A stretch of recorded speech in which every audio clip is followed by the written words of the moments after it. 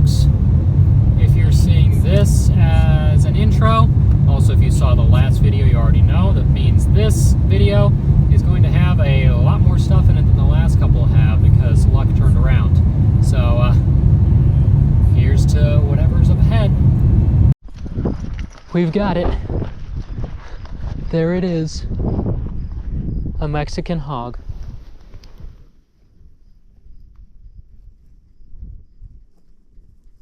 And he's already going nuts. You're okay, sir. Come here. You're bleeding out your mouth and everything. Come here. You're okay. What are you doing? Were you clipped by someone? I hope not. Let's get you over here, okay?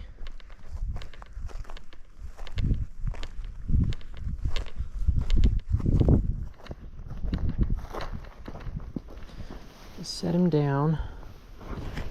So unfortunately, I am a little worried that he might have been clipped by the last car that came through here, and I know exactly who it was too. Except he's slithering pretty okay here, so I think he'll recover as long as he stays off the road, but that is my lifer, Mexican hog. He knows how to dig it, clearly. So, yeah. Sir. Oh, now your mouth is full of dirt. That's no good. He's flicking his tongue. Okay, maybe he's just a very defensive snake whose mouth bleeding is a defense. I'm not sure. He might have been clipped though, but we're gonna make sure he gets well off the road so that he stays safe and unhit further. Yeah, just like the case with my lifer mud snake earlier this year, I think this is a case of bittersweet, but likely with a good ending. I think this guy may have been like slightly grazed by the car that passed by very lightly, but because he was acting defensive but otherwise moving fairly normally for a snake, he will recover. Now, Mexican hognoses and the western or plains hognoses used to be considered subspecies of the same species, and some may still class them in that way because they are extremely similar animals, but they do differ in a few different ways. Most of them, if you glance at them, the pattern on the back of the Mexicans here you can kind of see kind of looks a little bit faded out, especially compared to the nice clear blotches that most plains hognoses have. And Mexicans also have a different count of scales that sit right between the eyes. Very tiny details, but those are the kinds of things that taxonomists really look for to actually split species apart.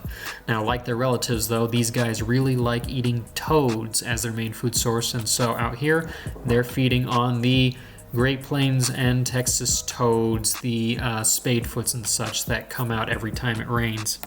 I'm guessing it's a gopher snake. Yes, it is. And he's puffing up now. Look at you. Oh my. Big old Sonoran gopher. Well, the one snake a day ratio is over. And that is a gorgeous Sonoran gopher snake. Big female, it looks like. All puffed up, threatening. Heading across the road. Common species, but man, I don't think I've ever seen one with a neck color like that before. That is gorgeous. Anyway, we're gonna make sure she gets safely off the road. On the road. What is it?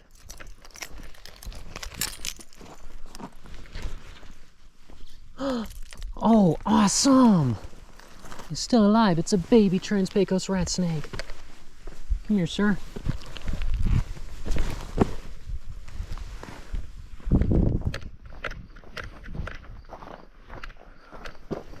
Oh, aren't you beautiful?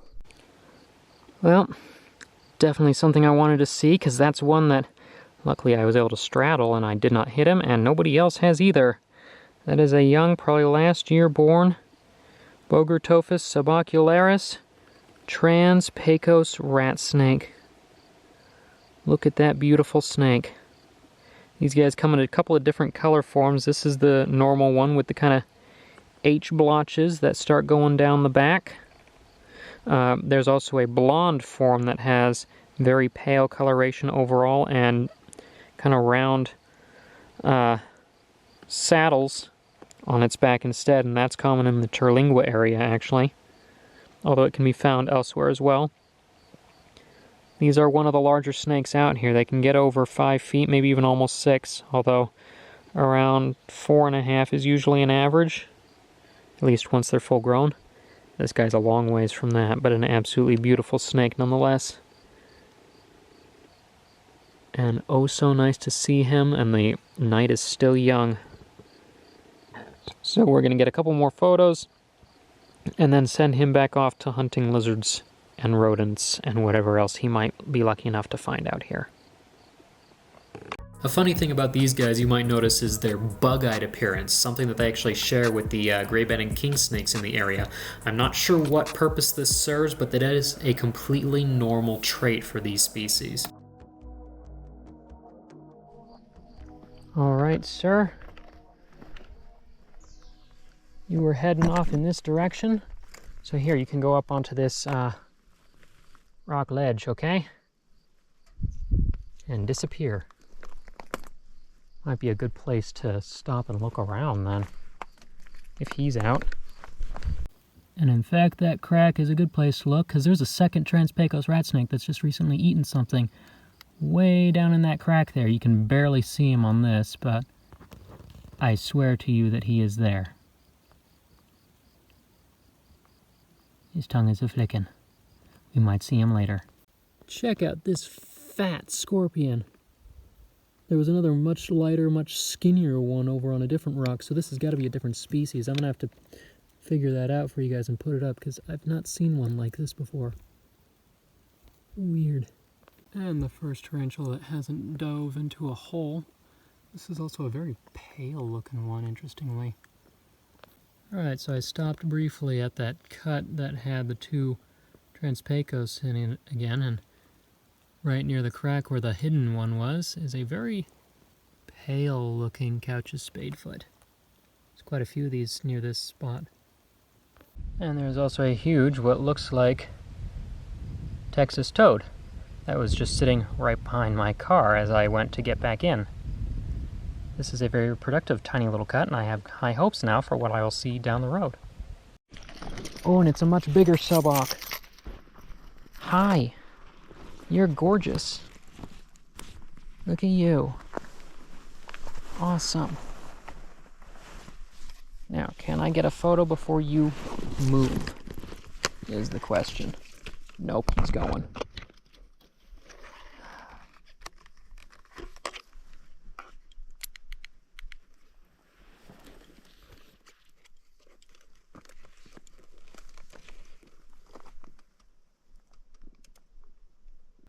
Alright, sir, before you go anywhere, come here. You are beautiful. Come on. Let's hold on. Hello. Okay, I might need to calm him down for a second before I can get any good photos or video of him. Okay. Hold on, sir. Hey, you're okay. Come here. You are a gorgeous snake.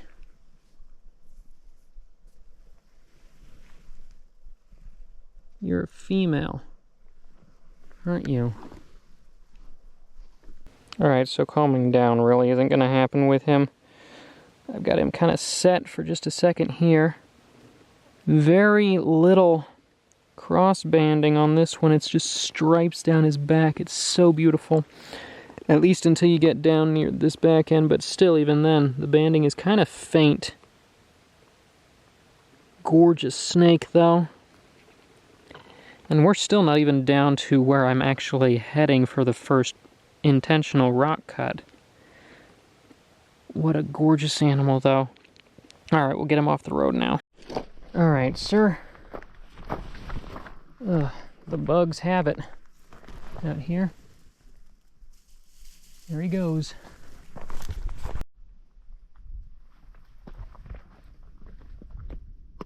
As I'm walking the cut, I think I'm attracting bugs with the lights, and so the bats are also coming in close. I can hear them squeaking around me.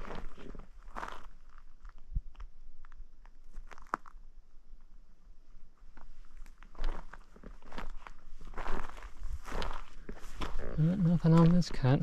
Maybe it's slightly too warm down this far, I don't know. Or it's just not the lucky cut.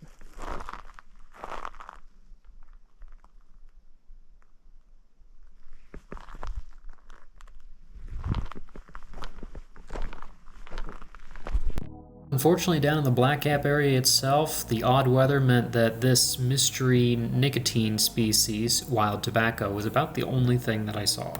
And we got ourselves a very, very confused crevice spiny lizard that the camera doesn't want to focus on because of how dark it is out here. He has no idea where to go. Sir, you should be asleep right now. Finally, a snake on the cut. A little tiny baby night snake. I'm gonna grab him before he goes in that crack. What an adorable tiny little guy. Texas night snake. This was probably last year's baby. He's so cute. Pretty common snakes.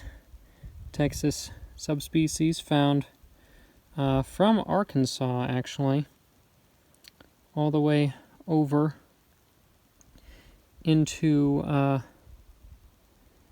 southeastern Colorado, down through New Mexico, almost over to the Arizona border, but not quite. They're replaced by the hooded night snake there, and of course down throughout most of Texas into northern Mexico. All right, we'll put him back up on his crack here. There you go, sir.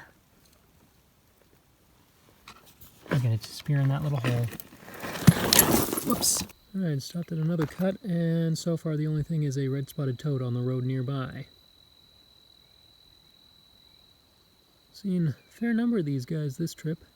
Well, had to be at least one show up eventually, and there he is. Western Downback. How nice to finally see him on this trip. So not a bad-sized snake, he's almost 4 feet long. Pretty average appearance for out here. Kind of gray browns, maybe a little bit of pinkish color. Standard coontail. Guessing this is a male, looking by the shape of that tail. But it is a little bit difficult to tell unless you really know your stuff and the snake's in good condition. This guy looks like he could use a meal or two, but he's not too skinny, which is nice to see. And you look at that eye. That pupil is wide open because it's nighttime. So, your most common species of rattlesnake out here. The Mojaves might be right behind because they do range down into this area. Blacktails up in the rocky bits. We are not near any of the mountains, so those won't be right here though. Beautiful animal. We're going to make sure he gets over the road because he's just started to cross. Alright, sir. Come on, you can't stay here. Come on. Let's get you up and across the road. Oh, you're going to be... Whoops. Well, you're almost quiet. No, you were going this way. Come on now. Whoa. Not at my foot. Wrong direction, sir. Come on. Come on. You make this very difficult. Yes, that direction. Good. Keep going. There he goes. So, Mr. Rattlesnake was the last live snake seen tonight. But, considering how the rest of the week so far had been going, tonight was quite a success. Nice to finally get some healthy Trans-Pecos rat snakes in hand, and though he was car-clipped, I'm pretty sure the Mexican hog will survive, so I can still count that as a good lifer. Most of his behavior was defensive, dramatic hog nose and not injury, so I think as long as he finds a good hole to hide in, he'll heal up. One more day tomorrow to hope that we go out in a blaze of glory, because there's so many species that I have yet to see that we still need to find. Couple though that are going to require another trip down here at some point. We missed out on the reticulated banded gecko and the Texas lyre snake again. Could find the latter one in New Mexico if I'm lucky, but we'll see. We'll need help with funding that trip, though. These trips are expensive, but if tomorrow goes well, you'll see that in the next video, and fingers crossed there'll be some really cool new animals to see there. But until next time, if it's then or some other trip, make sure to like, subscribe, leave comments below, watch the videos all the way through if you enjoy educational and wildlife adventure videos like this, because those watch hours really do help support the channel. So do the likes and subscriptions. If you want to see more photos or video tidbits that I'm posting, I'm always on social media, Instagram, Facebook, and sometimes TikTok. If they'll fix that platform up, it's being a bit of a butt recently. If you want to find more information about the animals that I work with, or the plants that I work with, and more, there's the blog and database on my website, carltoncarnivores.com. And if you'd like to help support in a more financial manner, that website also has the plants that I have for sale, or sometimes baby snakes if you're looking for a new pet. You can also join as a Patreon member at patreon.com/hcarlton. Members there do get special benefits back. Or if you don't want to do a monthly thing like that, you can always donate one time at Ko-fi, or you can buy the merch that we have at our Teespring shop. The links for all those will be in the video description below. But until next time, I'm Håkon Carlton, and this is Carlton Carnivores.